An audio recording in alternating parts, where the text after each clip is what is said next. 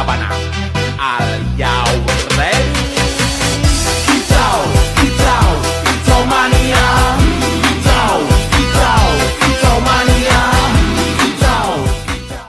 Assalamualaikum warahmatullahi wabarakatuh.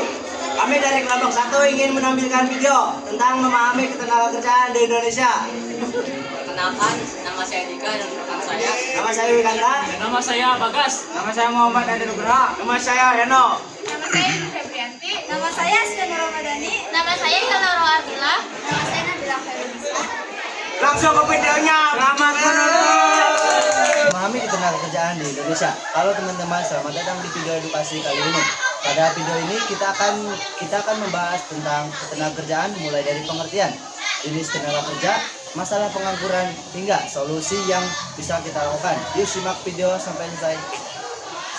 Yang pertama, pengertian ketenaga kerjaan. Jadi ketenaga kerjaan adalah hal yang berkaitan dengan tenaga kerja sebelum, selama, dan sesudah bekerja.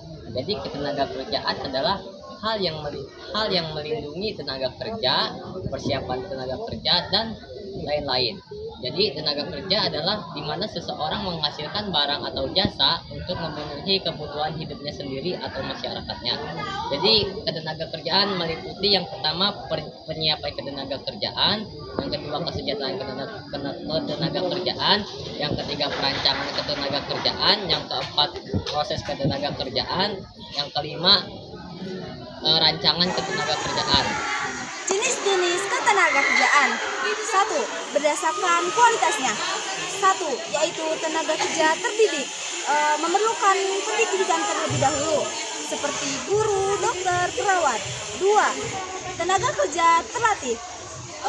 Jadi memerlukan pelatihan terlebih dahulu, seperti chef, koki. Yang ketiga ada tenaga kerja tidak terdidik dan tidak terlatih. Memerlukan tenaga kerja yang seperti itu tidak memerlukan pendidikan dan pelatihan, seperti cuci buruh dan kuli. 3. Masalah pengangguran. Pengangguran adalah di mana seseorang tidak memiliki pekerjaan tetapi sedang mencari pekerjaan atau sedang mempersiapkan usaha baru. Penyebab pengangguran yaitu yang pertama pertambahan jumlah penduduk tetapi jumlah lapangan pekerjaan tidak sama. Kemudian yang kedua itu lapangan pekerjaan terbatas.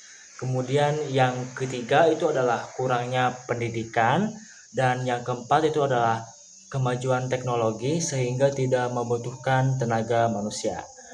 Lanjut ke dampak pengangguran. Yang pertama adalah yang pastinya meningkatkan angka kemiskinan. Kemudian yang kedua menimbulkan masalah sosial seperti kriminalitas. Terus kemudian yang ketiga itu adalah menurunnya kualitas hidup masyarakat. Lanjut jenis-jenis pengangguran. Yang pertama ada friksional, struktural, siklikal, teknologi, dan setengah menganggur. Terima kasih. 4. Solusi menurut kami bagian 1. 1. Meningkatkan kualitas pendidikan dan keterampilan. Pendidikan yang baik dan keterampilan yang sesuai dengan kebutuhan dunia kerja membuat kita lebih siap untuk bersaing. Belajar bukan hanya teori, tapi juga praktik dan soft skill. 2. Mengikuti pelatihan kerja. Pelatihan kerja membantu meningkatkan kemampuan dan menambah keahlian sesuai dengan bidang yang kita minati. Banyak lembaga pemerintah dan swasta yang menyediakan pelatihan gratis. 3. Berwirausaha atau membuka usaha sendiri. Menciptakan lapangan pekerjaan melalui usaha sendiri dapat mengurangi pengangguran, mulai dari usaha kecil dan memanfaatkan peluang di sekitar kita. 4. Solusi menurut kami bagian 2. 4. Pemerintah perlu membuka lapangan pekerjaan. Pemerintah perlu membuka lapangan pekerjaan, membangun infrastruktur, mendorong investasi, dan mendukung sektor industri untuk memperbanyak pekerjaan yang tercipta. Terus yang kelima, memperluas lowongan pekerjaan.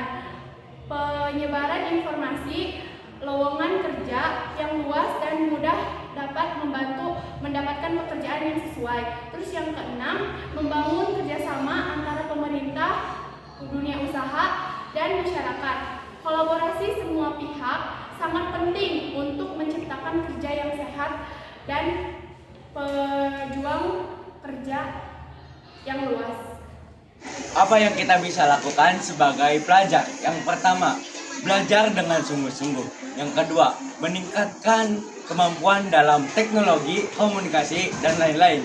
Yang ketiga, yaitu menimbulkan rasa sikap, disiplin, tanggung jawab, dan kerja keras.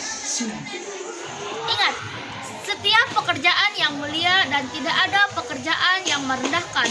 Yang terpenting adalah kita harus bekerja keras, terus belajar, dan tidak mudah menyerah.